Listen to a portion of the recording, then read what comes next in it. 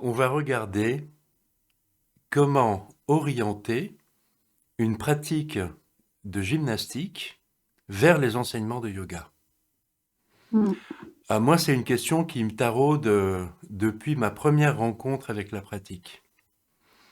Je faisais du sport, on nous a présenté un professeur de yoga et notre entraîneur de sport nous avait dit, vous allez voir, le yoga c'est super, vous allez gagner en souplesse, vous allez gagner en agilité, vous allez courir plus vite parce que vous serez moins entravé dans votre course, vous serez plus souple, vous Mm. serez apparemment tout aussi puissant et plus souple. Tu vois, on avait un entraîneur de sport qui nous avait vendu le truc du yoga comme ça.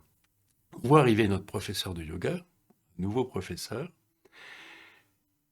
et le gars nous dit, je vous préviens tout de suite, le yoga c'est pas de la gym. Ah. Exactement. Donc on se regardait entre nous, les sportifs, on dit ouais. Et le mec commence à nous dire, bon oui, c'est une philosophie millénaire, patati patata. Et on s'installe dans une salle de classe, en ligne et en colonne, sur des tapis en plastique, face à lui. Et on fait de la gym. Ah. Et si tu veux, ce... Attention, hein, le yoga, c'est pas de la gym. Je l'ai entendu des dizaines de fois par la suite. Et Ouais. ça me faisait toujours marrer de me retrouver à faire de la gym après qu'on m'ait vendu l'idée que le yoga, c'est pas de la gym. Alors, j'ai compris intellectuellement et j'ai aussi expérimenté physiquement que les pratiques de yoga, je dis les pratiques de yoga et pas le yoga, Mm. les pratiques de yoga, c'est de la super gym. J'en suis arrivé là parce que dans cette expérience que j'ai depuis l'âge de 16 ans, alors j'ai pas fait que ça dans ma vie, hein. C'est des expériences qu'on a par moments intenses, puis après on passe à autre chose. Enfin, moi j'ai fait ça, mais beaucoup de pratiquants, je pense, ont un moment de pratique parce qu'il y a un besoin. Donc il y a une Mm. rencontre avec une gymnastique, oui, qui est aidante. Tu repars dans la vie et en cas de besoin, tu retrouves cet appui, en fait, qui est corporel, respiratoire. On va voir tout ça. Mais le truc de départ que je trouve marrant, c'est le yoga, c'est pas de la gym, c'est une philosophie. Et paf, on te fait faire de la gym. Mm. Mm. J'aimerais bien montrer, alors rapidement, parce que le sujet est vaste, euh, ce que sont les pratiques de yoga dans les 3000 dernières années. Ouais. C'est un truc de chaman en fait, qui dépasse complètement le cadre de l'Inde, qui est universel, que les anthropologues ont observé en Amérique du Sud, en Afrique, et que nous connaissons aussi dans les traditions européennes. C'est la question de la clairvoyance, en fait. C'est la question euh, de cultiver un rapport direct et vrai au monde qui puisse nous sortir de nos films et nous mettre en rapport vraiment au monde. Parce qu'on se rend tous compte dans notre existence que pris dans un film, on a beaucoup de mal à prendre les bonnes décisions, s'orienter, Mm. pas selon mon désir, mais s'orienter selon l'intelligence du monde de façon à bien s'y insérer. Et très rapidement, on se rend compte qu'il y a une difficulté à s'insérer dans le monde. Pourquoi? Parce que je suis pris dans mon film et je suis complètement à côté de la plaque. Alors ça, c'est la version développement personnel. Mais la version ancestrale euh, de yoga, c'est un verbe, le verbe joindre, Mm. qui est lié à une question d'effondrement aussi. L'effondrement peut-être de mes illusions, si tu veux. Cette question, elle a été mise au point en Inde en tout cas, donc transmise euh, de façon ininterrompue depuis 3000 ans, 3500 ans. les historiens savent, parce qu'il y a des écrits, les Védas, qu'il y a une transmission de ce style d'intelligence et de désir, vouloir être en rapport au monde de façon à s'y insérer. Alors, si tu veux, nous, on a réussi au XXIe siècle à relativement bien dominer la nature, et on se rend compte actuellement que pas si bien. Mmh. Mais au XIXe siècle, au XXe siècle, on a super bien fait des machines, on a super bien su voyager, on a super bien su déforester, on a super bien su améliorer les rendements de l'agriculture et de l'exploitation des ressources naturelles, et même dans l'exploitation des ressources humaines, comme on dit dans le business, dans le management, on est arrivé au top. Maintenant, le truc se retourne. Alors peut-être que c'est très utile maintenant, en 2021, et j'espère au-delà, de se tourner vers une science ancestrale, de bien s'insérer dans le monde. Alors le truc d'il y a 3000 ans, c'est une question d'ordre chamanique, comme on dit maintenant. C'est-à-dire qu'il y a Mmh. 3000 ans, euh, dans une société antique, c'est pas du tout la préhistoire il y a 3000 ans, c'est l'Antiquité, moins 1500 ans, quoi. Il y a des sociétés qui sont multiples. Il y a en Inde, si tu veux, dans le sous-continent indien, il y a des dizaines et peut-être des centaines de royaumes. On peut le rencontrer en Afrique aujourd'hui encore, où chaque Mmh. village et son territoire est nommé royaume. Et il y a un roi. Peut-être que c'était comme ça en Inde il y a 3500 ans, mais dans une, comment dire, dans une unité à l'échelle du sous-continent. C'est-à-dire qu'il y a Mmh. des échanges et il y a une culture commune qui s'organise et qui a été écrite, consignée, en tout cas pour ce qui concerne comment se former à être un bon magicien, un bon chaman qui sait s'insérer dans le monde, avoir du pouvoir, avoir le pouvoir de guérir, le pouvoir de prévoir l'avenir ou tout simplement de voir ce qui se passe au présent. Ça, c'est le rôle d'une caste de sorciers, si tu veux, mais en fait qui s'appelle Brahman dans l'Inde védique. Le Brahman, c'est le porteur de la parole de l'au-delà. La parole de Mmh. l'au-delà, c'est ce que moi, clairvoyant, j'entends et qui me montre comment sont les choses. Mmh. Il y a donc des voyants, il y a un concept, je trouve très marrant, de voyants qui entendent. Et le truc vient de là. Alors, qu'est-ce qu'on fait? Et là, j'universalise volontiers, aussi bien en Inde qu'en Amérique du Sud ou en Afrique, vu des anthropologues du XXe siècle. Eh bien, il y a un processus de formation qui est en deux temps. Premier temps, la retraite, une mise en condition d'ermite pendant un certain temps. Alors, il y a de nombreux sorciers ou chamans d'Amérique du Sud et d'Afrique principalement, mais aussi de Sibérie. Il y a même les Inuits qui ont témoigné de ça auprès de Mmh. Lévi-Strauss. Il y a une façon de se mettre à l'écart, dans la solitude, de permettre l'effondrement de mon comportement habituel par la solitude. Alors nous, on a des ermitages souvent en moyenne montagne, Mmh. dans le centre de la France, dans les Alpes, en Provence, dans le Languedoc. Il y a des lieux comme ça qui sont un peu en retrait et qui sont aussi en hauteur. C'est-à-dire que lorsque je suis ermite, peut-être pour un an ou deux, ou quelques mois, je suis assis sur la terre, il y a le ciel au-dessus de ma tête, et la nuit les étoiles, et un paysage ouvert. Et je suis posé sur la terre, l'espace à disposition. Et ça, ce sont, si tu veux, des conditions complètement propices à laisser s'effondrer les comportements qui sont les miens, les comportements habituels qui font finalement obstacle à cette pleine relation, à ce qui est avec moi. mm, Ce qui est avec moi et que je prends pour une altérité, un ailleurs, l'autre, comme on dit. Moi, je suis toujours choqué quand j'entends oui, l'autre.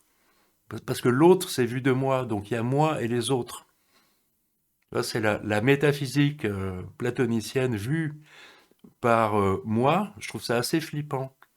Parce qu'il y a moi qui suis enfermé dans moi et je serais facilement assailli par le monde et les autres. Tu vois, c'est flippant la métaphysique platonicienne. Il y a un côté parano. Tu vois, je suis enfermé dans ma condition de sujet et tout autour de moi, il y a des objets. Bon, bah, ce qu'on expérimente dans la solitude, non mais je plaisante, mais c'est sérieux quand même comme histoire. Ce qu'on expérimente dans la retraite et la solitude, et peut-être même dans l'isolement, il y a une solitude pas facile, c'est qu'en fait, je suis dans le paysage. Je fais partie de ça. Et dans cette disposition d'esprit, je fais partie de ça, il y a moyen d'être enseigné. C'est-à-dire qu'une retraite ou un ermitage, ce n'est pas que de la solitude. Traditionnellement, c'est aussi et surtout de l'enseignement d'un père. P-A-I-R ou P-E-R-E, pourquoi pas, ou un oncle. En tout cas, d'un autre humain qui vient me transmettre quelque chose dans une situation de page blanche. mm, Ça, c'est universel. Premier point de l'enseignement d'un voyant. Le deuxième point universel de l'enseignement de ce même voyant, un deuxième temps, une fois enseigné, une fois dépouillé de ses oripeaux comportementaux, c'est le pèlerinage. Un petit voyage à pied, sans argent ni nourriture, un bol dans une main, euh, je sais pas moi, Marseille, Jérusalem à pied, mm, ça forme la jeunesse. Non, mais tu vois, c'est complètement traditionnel. Ou si j'étais indien, un voyage, euh, je sais pas, du Tamil Nadu aux sources du Gange. Je sais pas, il y a peut-être 4000, 5000 kilomètres à pied, aller-retour, et un bol à la main. C'est-à-dire obligé de rencontrer non seulement le paysage, les choses, la marche, mais de rencontrer les humains dans leur diversité. Tu vois, moi, humain, parmi les humains, je dépends de toutes mes rencontres pour manger. mm, Ça, c'est hyper formateur. Et ça, c'est complètement universel. Alors, les pratiques de yoga, c'est ça. La légende bouddhique, la légende de Siddhartha Gautama, est tout à fait telle. Sauf que Siddhartha Gautama visite le monde, il visite les intellectuels du monde, puis il pèlerine, puis il s'assied, il frôle la mort par entêtement à vouloir voir le monde, et une femme passe par là, l'interpelle, lui demande pourquoi il se laisse mourir, et ça le réveille. Qu'une femme lui demande pourquoi tu meurs. Elle lui offre de l'eau. Et c'est comme ça que, dans la légende de Siddhartha Gautama, il se réveille. Les ingrédients sont les mêmes, mais ils sont placés d'une façon un peu originale, avec une dimension très importante donnée au fait de s'asseoir et de ne rien faire, ce qui serait plutôt une condition préliminaire à l'enseignement et qui là en devient plutôt la quintessence. mm, Grande particularité des enseignements bouddhiques. Après, Siddhartha Gautama, éveillé, repèlerine, un peu à la manière de Jésus de Nazareth, afin de se constituer une équipe d'aspirants à la clairvoyance. mm. Alors comment orienter une gymnastique qui soit au service de ce projet? Parce que là, le truc, moi, j'ai constaté qu'il y avait quelque chose. Première pratique de gymnastique yogique, j'ai bien vu qu'il y avait quelque chose. J'étais un sportif de haut niveau de 16 ans. Tu vois, engagé dans la compétition. Et là, on me propose un espace où ça se pose. Alors que finalement, on est encore en train de faire de la gym. Mais par rapport à mon habitude, très martiale, c'était déjà une façon de se poser, et ça, je l'ai senti tout de suite. Et les instructions de ce professeur de yoga étaient toujours contradictoires. Il nous disait, poursuivez votre effort dans l'exercice, mais relâchez-le, votre effort. Et approfondissez votre mouvement expiratoire encore, encore. Il se transforme et ça inspire. Accompagnez ce qui naît. Inspirez encore, encore. Et ça se transforme. Tu vois, on nous faisait faire une gymnastique, mais avec des indications verbales, c'est juste des mots, mais qui orientaient complètement différemment notre engagement Mhm. de notre habitude de compétiteur. Moi, je me vois euh, courir autour du stade, comme un échauffement, si tu veux, l'échauffement d'un entraînement, ou le simple échauffement avant une compétition, ça consiste déjà à courir.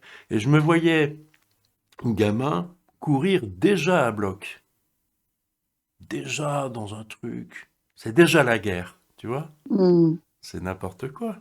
Même sur un plan de l'efficacité, complètement absurde. Tu es en train de dépenser de l'énergie, de t'exciter comme un malade alors qu'il ne se passe rien. Ce même entraîneur nous a mis au yoga et il nous avait aussi mis à la sophrologie. Lui, c'était un méditant bouddhiste. On trouvait ça dingue. C'est un mec qui avait entraîné l'équipe de France, hein, avant de s'occuper des jeunes dans un sport-études. Et bon, alors lui nous avait fait des démos, euh, les mains posées sur le sol et en appui sur la tête. Il faisait le poirier, la tête et les mains sur le sol. Puis il lâchait les mains et il les mettait le long du corps, tu vois. Nous, on était plutôt... on trouvait ça dingue. Et le mec pratiquait la méditation. On ne savait pas ce que c'était. Mais on se disait, bon, on adorait notre entraîneur, mais on le trouvait complètement perché. Alors, il nous avait mis à la sophrologie, c'était dans les années 80, parce qu'il nous avait expliqué, si vous continuez à vous fatiguer dans le bus quand on va à une compétition, vous allez commencer votre compétition épuisé. Donc, écoutez bien votre professeur de sophrologie, un nouveau professeur qui nous avait présenté, il va vous apprendre à dormir dans le bus. Comme ça, vous dormirez et vous ne serez pas en train de vous épuiser mentalement, à anticiper, à avoir Mhm. peur, etc. Génial comme truc. Mhm. Donc la question de cette gymnastique yogique intelligente, pour moi, elle est de comprendre que je viens là, certes, faire de la gym sur un tapis en plastique, dans une yoga class, comme ça qu'on dit maintenant en anglais, et si tu veux, d'y arriver avec un désir. Mhm. Oui, ça change tout. D'y arriver avec le désir de cultiver cette clairvoyance. Et avec le désir d'avoir compris que mon problème n'est pas d'acquérir quelque chose en plus pour être un super clairvoyant. Tu vois, on pourrait croire que il nous manque la clairvoyance. Et ce que montre l'enseignement et la pratique ancestrale de yoga, c'est je m'assieds et je laisse s'effondrer quoi? Mes comportements habituels, les tensions musculaires, les tensions dans les cellules. Il n'y a pas que les muscles, il y a tendons, les os, le cerveau, les nerfs qui se tendent et qui font entrave à la libre circulation du souffle par la respiration. Dès que je ressens une contrariété, une peur, il y a quelque chose qui se tend chez moi, les cellules de la matière se tendent et le mouvement respiratoire est obstrué, réduit. La circulation des souffles, de l'énergie, on parle de vayu, de prana en sanskrit, la circulation des souffles est entravée parce que ma relation au monde à ce moment-là, dans mon film, Mhm. dans ma fiction, il y a une peur ou peut-être un désir une forte attirance. Et tu remarqueras qu'une forte attirance et une peur, c'est la même chose parce que les deux vont ensemble. Tu vas à un speed dating, euh, tu vois que ce soit pour trouver un emploi ou un amoureux ou une amoureuse, il y a un stress parce qu'il y a un désir, la peur qui va avec. Et ça, c'est typique Mhm. de nos comportements. Alors on croit qu'il nous faut quelque chose en plus, un nouveau boulot mieux que l'ancien, un nouveau compagnon ou une compagne mieux que l'ancienne, et on se tend et on y va tendu. Et on y va surtout avec ce désir-là, plutôt qu'un autre. Il y aurait la possibilité de se poser, de laisser s'effondrer ses attraits et ses peurs, et immédiatement, la situation adopte une- un visage différent. Donc le truc, si je vais à ma gymnastique yogique, à ma yoga class,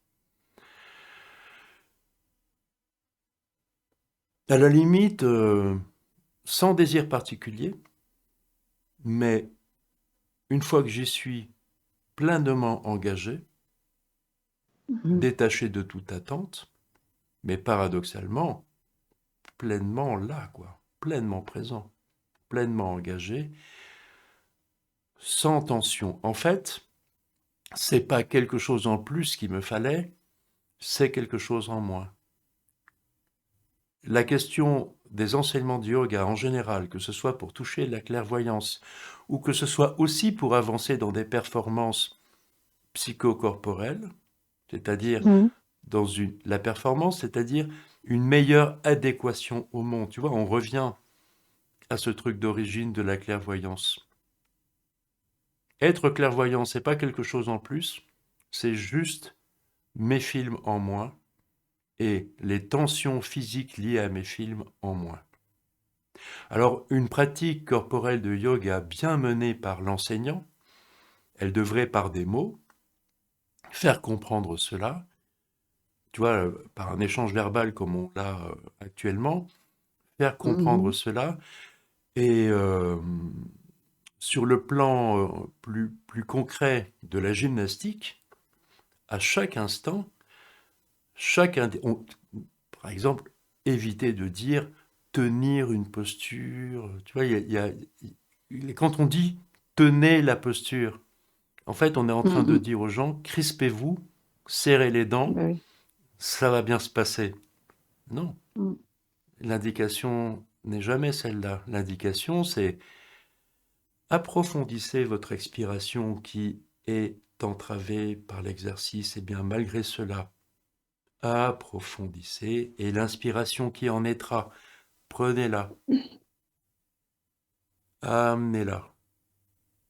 Et dans cet exercice qui est peut-être difficile, qui est peut-être contrariant pour nos muscles, nos tendons, nos os, notre cerveau et nos habitudes, eh bien, dans cet espace de contrariété et de complexité, cultivez la présence et le plein engagement dans un mouvement respiratoire profond, profond Mhm. vers l'expire.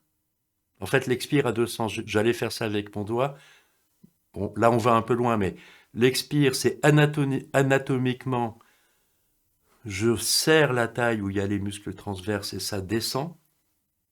Mais en fait, l'expire pour le souffle, quand j'expire, ça monte du bas vers le haut.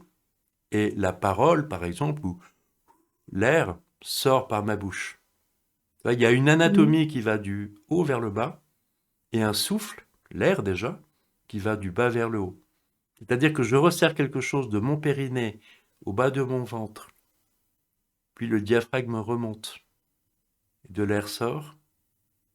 Expirer, ça part du bas et ça va vers le haut. Mais dans l'anatomie, il y a quelque chose qui va vers le bas. Les deux choses sont vraies. Bon, par exemple, apprendre à cultiver les paradoxes, apprendre que tout est paradoxal, ça fait complètement partie du truc. Le monde est comme ça. Alors, ce que je te raconte, là, ça a été théorisé. Ce que je te raconte dans l'enseignement du yoga, ça s'appelle maîtrise des souffles. Cette façon d'avoir compris qu'il y a un rapport entre les pensées, l'état d'être, la relation au monde, la forme du corps et même de la colonne vertébrale précisément, et les mouvements respiratoires, et que donc en travaillant sur la nature de nos mouvements respiratoires, mais pour que ce soit vrai, sur la qualité de notre engagement dans cette respiration, la façon de faire, la façon psychologique et mentale de s'y prendre, fait que le paradigme de mon équilibre à moi, entre l'énergie qui me compose, la matière qui me compose, et la façon dont moi s'engage dans l'enveloppe corporelle, y vit et y bouge, tout ça peut être merveilleusement mis en mouvement dans le sens de l'enseignement de yoga à partir du gymnastique. Mais carrément. C'est en fait, quand on dit le yoga c'est pas de la gym et qu'on fait faire de la gym aux gens, c'est vrai. Bon, alors si c'est une gym dépourvue de tout ce dont je te parle, ça n'a pas de sens. Mais si c'est une gym qui intègre tout ce dont je te parle, mais quelle merveilleuse idée. En fait, le souffle a du sens sans le mouvement, mais le mouvement sans le souffle, bon, Ça n'existe pas. ça n'existe pas.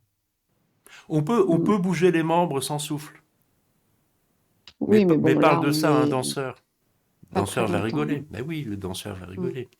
Mmh. Ou parle de ça avec un chanteur. J'ai eu il n'y a pas longtemps, j'ai participé quand j'étais en formation de prof de yoga, dans un stage, notre enseignant, encore un enseignant, nous a présenté, c'est toujours le même système, nous a présenté une professeure de chant. Mmh. Et on a eu affaire dans notre stage de formation de prof de yoga, pendant 5 jours, parmi nous, il y avait une professeure de chant et qui nous a enseigné la base du chant. Bon ben, pranayama, toutes les conditions anatomiques, elle s'est mise à nous raconter exactement la même chose que notre enseignant de yoga. Et ça a été théorisé il y a très longtemps par ces sorciers, ces chamans dont je parle, ces époques védiques, par ces brahmanes, ces porteurs de parole. Ils ont très bien vu la relation entre la clairvoyance, l'état mental et corporel, et le souffle, et la parole, qui est créatrice, notamment dans le rituel. Un rituel de magie, c'est quelque part abracadabra, histoire de préparer l'espace. Alors, dans le monde védique, il y a un abracadabra qui est un peu plus long, qui est très connu, c'est la Gayatri. Om Bhur-Bhuvasva Tatsavitur-Varenyam Bargo Devasya Dhimahi Dhiyo Yona Prachodayat. Une forme de abracadabra qui crée un espace autour d'un feu et qui dit en substance, nous sommes dans l'espace intermédiaire entre le ciel et la terre, et c'est si tu veux, une demande d'efficience et de clairvoyance maintenant dans ce cadre-là. Le cadre du feu, je fais un carré avec mes mains pour le feu, parce qu'il y a une question comme ça. Le feu est carré. Le feu sacrificiel védique est carré parce qu'il respecte les points cardinaux, les 6 points cardinaux. Et la Gayatri indique que ça se passe notamment entre le haut et le bas, ici, dans l'espace intermédiaire, etc. Bon, tu vois bien que ma gymnastique est complètement en rapport avec ce qu'il y a de plus profond des enseignements de yoga, en fait.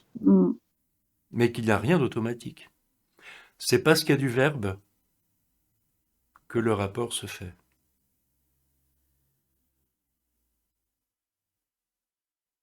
C'est parce qu'il y a le souffle, les souffles. Le verbe est porté par les souffles. Et le verbe est créateur, en Inde comme ailleurs.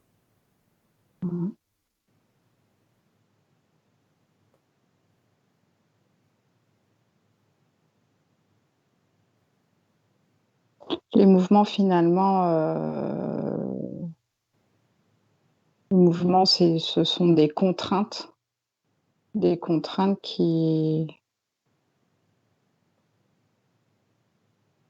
qui nous aident en fait à trouver notre souffle comme dans notre vie, en fait. Exactement. Les exercices des pratiques corporelles de yoga sont des exercices contraignants qui nous donnent l'occasion de déployer dans la matière ces mouvements respiratoires alors que la situation est difficile. Une posture très simple et très connue comme celle du guetteur, tu sais, la planche qu'on faisait déjà à la gym à l'école. On est les 2 mains au sol, le corps tout tendu, les mains sont sous les épaules, le corps est tout tendu, on est en appui sur la pointe des pieds retournés. Et on cherche à ce que des talons aux jambes, au bassin, à la colonne vertébrale, à la tête, tout soit dans une ligne. Autrement dire que dans cette posture très simple, notre musculature la plus périphérique, les bras, les épaules, les grands dorsaux, les fléchisseurs de hanches, les muscles des jambes sont tendus, et donc nous sommes emprisonnés dans une cuirasse de muscles qui limite incroyablement notre respiration, et dans cette posture toute simple du guetteur, on se met très vite à trembler. Le tremblement, et ça c'est donné dans les enseignements aussi, est lié à un jvasa prajvasa, on appelle ça en sanskrit, un halètement qui est vu comme l'inverse d'une respiration, l'inverse d'un pranayama. Là, tout est comprimé, tout est réduit. Eh bien, dans cet exercice, ce qui est proposé, on te met dans une situation abracadabrantesque. Ta mission, si tu veux bien l'accepter, c'est de donner de l'espace dans une situation complètement réduite. Donc, c'est un apprentissage par le corps à donner de l'espace alors que la situation est complexe. Bon, psychologiquement, c'est pareil. Quand on a su faire ça corporellement, tu vis une grande peur, une grande tension, une dispute, une agression, un danger immédiat, il y a un réflexe. J'arrête de respirer, comme ça je deviendrai invisible. Là, c'est une croyance. Une croyance de l'animal qui se dit, si je respire pas, on ne me remarque pas.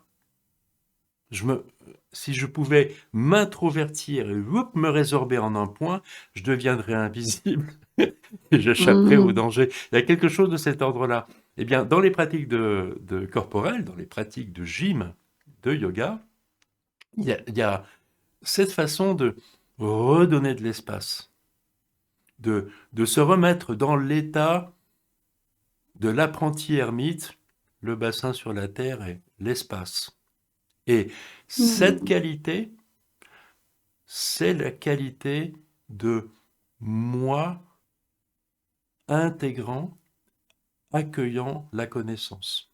Lorsque moi comprends, connais, vois, c'est jamais dans une crispation. Lorsque moi vois et connais, c'est je suis complètement présent à ce qui se passe, complètement présent à la chose, mais c'est ouvert et c'est posé, ça accueille. Et donc, si tu veux, quelle bonne idée que d'apprendre ces qualités qui sont extraordinairement corporelles autant que psychologiques dans une gymnastique. Hyper bien vu. Mmh. Mmh, mmh, mmh.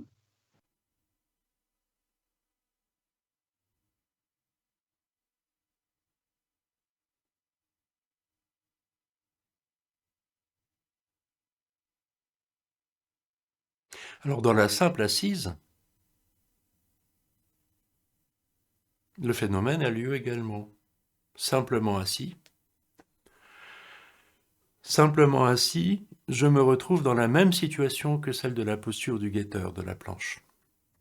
Mmh. Mais je suis assis. Et là où je perdais mes moyens en 20 secondes, assis, je vais peut-être perdre mes moyens en 5 minutes. Et c'est très intéressant de voir que ce qui m'est demandé à être simplement assis est tout à fait du même ordre. Mmh. C'est-à-dire que pour un néophyte des pratiques méditatives, des pratiques de l'ermite et de l'éveil dans la légende de Siddhartha Gautama, Bouddha, ça veut dire l'éveiller. Hein. Bouddha, c'est le verbe se réveiller de quand on dort. Mmh. Dans une simple assise, par exemple, je me donne 1 heure. 1 heure assis. Bon, ben là, tenir 1 heure. L'enfer sur terre. Mais vivre un mouvement respiratoire ample, une relâche de l'effort et stira, une verticalité, une stabilité dans la verticalité. Sukha, quelque chose qui fonctionne. Sukha, c'est un mot qu'on traduit par bonheur, mais qui en fait est en référence au firmament et à la façon Mmh. dont le firmament, les étoiles, si tu veux, ont d'être immenses et parfaitement bien réglées. Ça tourne, ça fonctionne.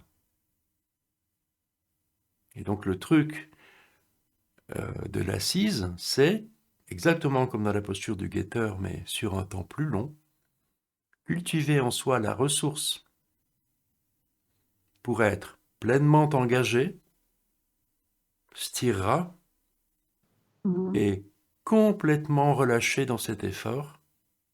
Sukham, le sukham de l'être humain, c'est mon mouvement respiratoire. Mon disque stellaire parfait qui tourne bien, sukha. Dukkha, c'est la souffrance. Sukha, c'est quand ça tourne bien. Mon disque stellaire à moi, c'est ma respiration, qui, comme le français le dit si joliment, respire. C'est circulaire, ça Mmh. recommence, mais ça forme une spirale.